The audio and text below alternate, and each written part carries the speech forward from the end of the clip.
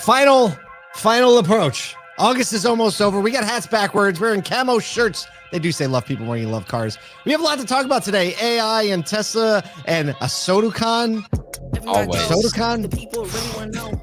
If you haven't heard, well, this is your first day listening to the pod. Then you must have never listened to this show in the last 45 days because we're just pumped. We got to hang out with Lou Ramirez, and Fred and Lou. Fred and Lou. CarGuyCoffee podcast solutionaries. Their names, they all get mixed up because it's like they're just the car guys, right? The car guys and coffee. So we got to hang out with them, and they spent like 45 minutes just asking us about the event. By the end, Paul and I were so sideways excited we couldn't even get words out. That's true. Yeah. Because we've never, you build an event and you build this experience and you never really take the time while you're in it to talk about it. And they were asking questions and we were watching them react to what we're actually going to be doing at the event. And they were like, are you kidding me? At one point, all of a sudden, I'm like, this is really an event. Like sat back in his seat and like had his jaw open. He was like, I don't even. So listen, we've really set out to craft an experience unlike any other you'll ever see in retail auto, but also top shelf for any conference. Taking high intention from the moment you arrive to the moment you leave, and not only with great food and entertainment and energy and lighting, but more specifically, great insights and great leaders and practitioners that you're going to learn from. We're going to talk about a session today, technician recruiting, retention, and growth. You think that's a topic that everyone needs to learn about? And we're not talking about any old schlemiels teaching you about this. This is Yaz. Yeah, we call him Yasmin. Yaz Bogdanovich, the fixed ops director for the Sioka Dealerships Group. They are on the top 50 automotive news, top 150 dealers on the list. I think they're under 50 now. They've broken the top 50. He's going to be telling you what they're doing, what they're focusing on, how they're doing these things. Also, Ed Roberts. Have you ever heard of the COO of Bozar Lincoln Ford? He's at the top of every list. Just wrote a book, Mile One Leadership. A master at building teams, master at keeping people. He's on the panel. Also, Patrice Banks, Girls Auto Clinic. She's been in Time Magazine and on Jim Farley's podcast. Expert at understanding what people want in a service experience and how to craft and recruit female technicians. You think that might help you? Actually, she's working on a really cool thing that I'm sure she'll share with everybody in the room. So if you're a dealer or dealership wants to recruit female technicians, she's got a little solution there working for you. So that's just one session in one of the breakouts. An hour, you're going to have to catch your breath from that session. And a half an hour after that, you're going to walk straight in to Jesse Cole, the owner of the Savannah Bananas, filling up the main stage. Oh, the guy. Yeah. Who's Jesse Cole, right? ESPN documentary star, million-person waiting list to go to his events and baseball games. A couple things. And if that doesn't wet your whistle, at 1 o'clock Eastern today, you can get to know Jesse Cole just a little bit more and what you might learn at ASOTU.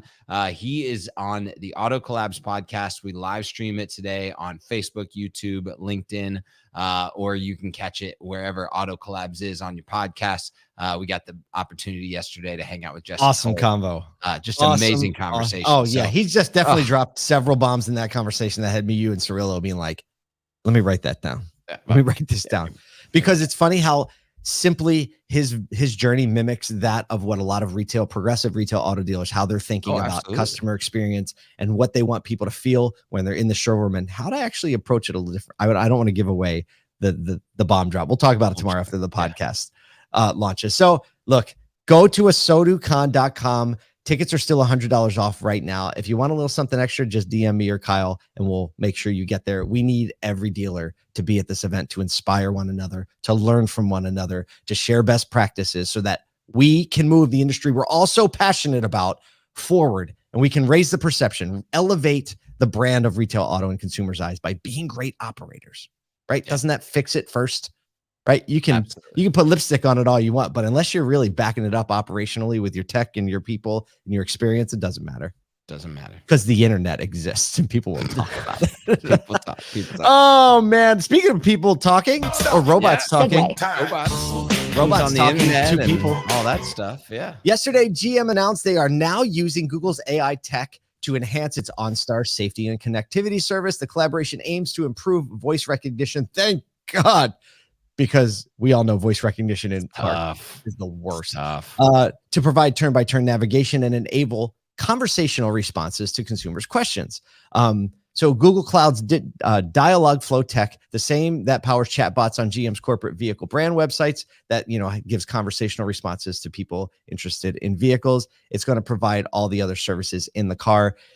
So basically, they're automating all the non-emergency functions to free up real people, OnStar staff, to give more dedicated and immediate response to things that require human intervention. I love that leveraging. 2 quotes here. This is from Mike Abbott, GM's Executive Vice President of Software and Services. He says, generative AI has the potential to revolutionize the buying, ownership, and interaction experience inside the vehicle and beyond, enabling more opportunities to deliver more features and services. Great. He said, we can make more money with this, in short. So Google Cloud CEO Thomas Kurian said, General Motors is at the forefront of deploying AI in practical and effective ways that ultimately create better customer experiences. This isn't the quote. And they're doing that because they're using our thing. So the GM guy says, that's cold-blooded, Paul. The GM guy says this. He says, look, this is going to allow us to make more money. And the Google guy said, they're really smart because they're using our thing. They're using our stuff. Exactly. Which is cool. Like, I don't disagree with either of those, by the way. Kudos to both of them. Absolutely. I'm still like putting a pin in it, right? Because there's OnStar, so much when you talk about OnStar and Google's AI technology that are yet to be discovered, yet to understand if they can actually functionally do what they need to do. I'm still concerned that GM is sunsetting so much of their connectivity, specifically with Apple. And I'm excited. I'm interested. I'm interested. I for one want to test it out. I want to be like I want to have a personal understanding before I pass judgment on it. But the one part of the story that makes me really happy, and you kind of alluded to it in there, is all right, here's tasks that AI can handle, and here's tasks that only humans can handle. We're going to free up humans to do the tasks that we need humans to do really, really well.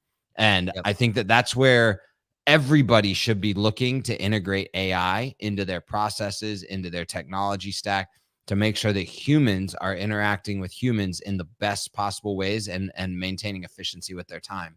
And so if this fills that gap and does it well, then it's going to be super successful. I love it. Speaking of being super successful. Stop. Segue. Time. It's like a golden touch. It's unbelievable. Well, Tesla was successful in receiving official city approval to build a supercharger station in Los Angeles that will not only serve as charging, but it also happens to be an old school diner and drive-in movie theater. By the way, the station potentially named Diner and Drive-In Movie Supercharger. I guess that's kind of I'm disappointed. Tesla needs to come up with a better name for that, and I'm sure they will.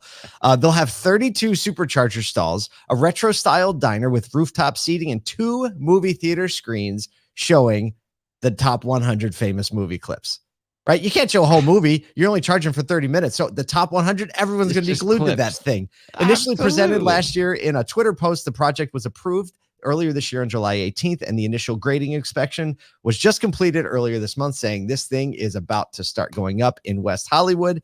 And, it's part of Tesla's ongoing effort to, expand their supercharger network. Currently, they have 17,000 charging stalls across 2,000 stations in the U.S. And now that everybody else is invited to the party, that diner, I'm sure the food will be good, and the top 100 movie clips are going to be great.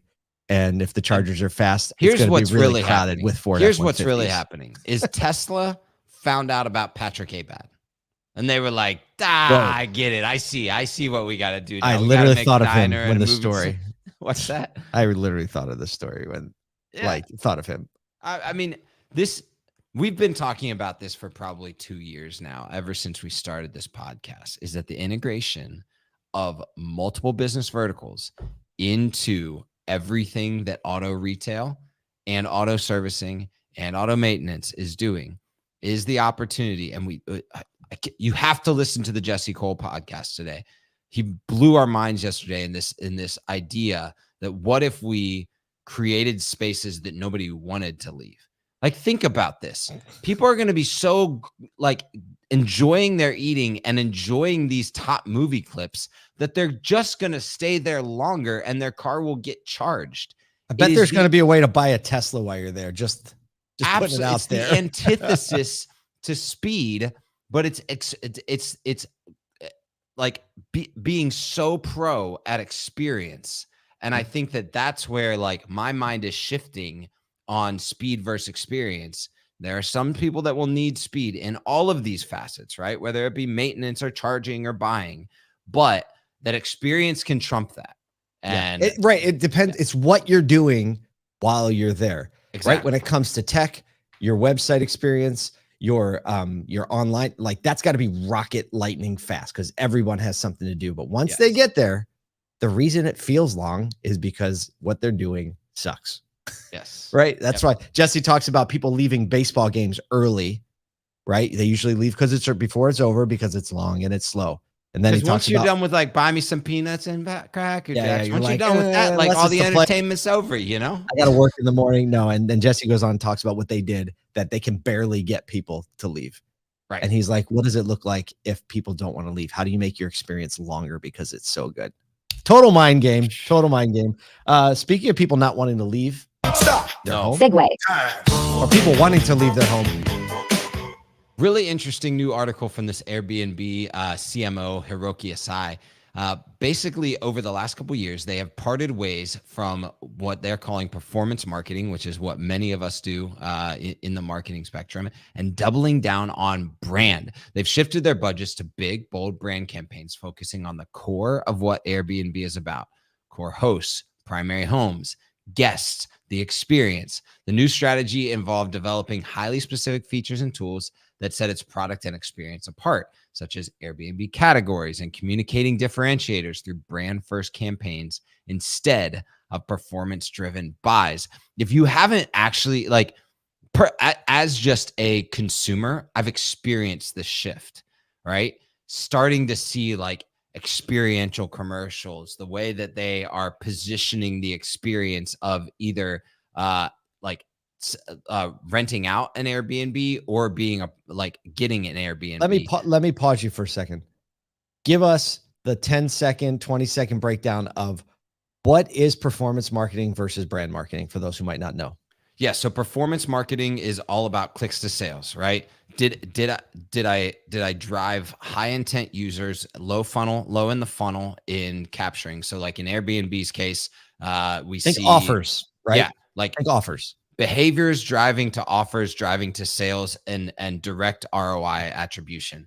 Brand being much more broad campaign, filling the top of the funnel and letting the funnel drive itself down to the high intent users, and doing like broad scope marketing on core values, brand intent, feeling.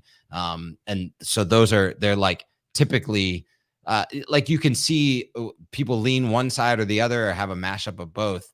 And the scary part with doing all this, whenever that's done, is that performance marketing is kind of like, it's like shots of adrenaline, right?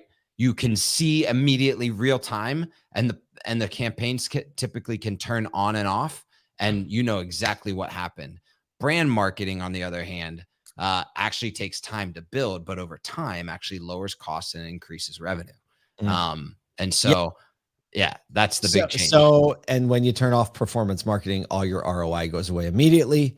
Your brand marketing has a long tail. Because you're connecting with people like us do things like this. So awesome. I think it's really cool that Airbnb saw this so effective, actually. So COVID hit, they lost 80% of their business overnight, right? No one's traveling. No one needs Airbnb. Can you imagine that? Like planning for an 80% decrease in your business? Can you imagine? It's unbelievable. And now, after they've deployed this, they've actually gotten back to 95% pre-pandemic levels.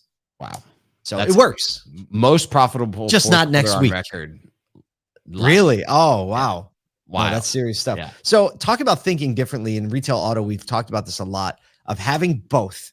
You need both, but typically the offers-based things are where OEMs migrate to. They want to see your advertising because OEMs think lots of brand.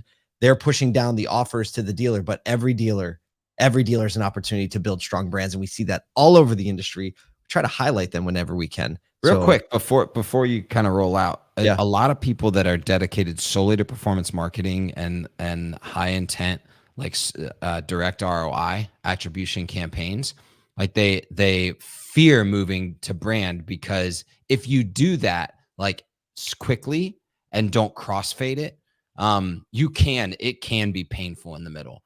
And so if you're looking to move toward that, like there is this ability to crossfade performance marketing and brand marketing and move slowly over a 1.5 to 2 year period, further and further away from performance marketing. So it can happen. It does happen. It's not idealism when people are doing it all over the country. Yeah. We want to connect you with more of those. Until then, it's August 30th. Go to ASOTUcon.com. Get your tickets now because we want to hang out with you there.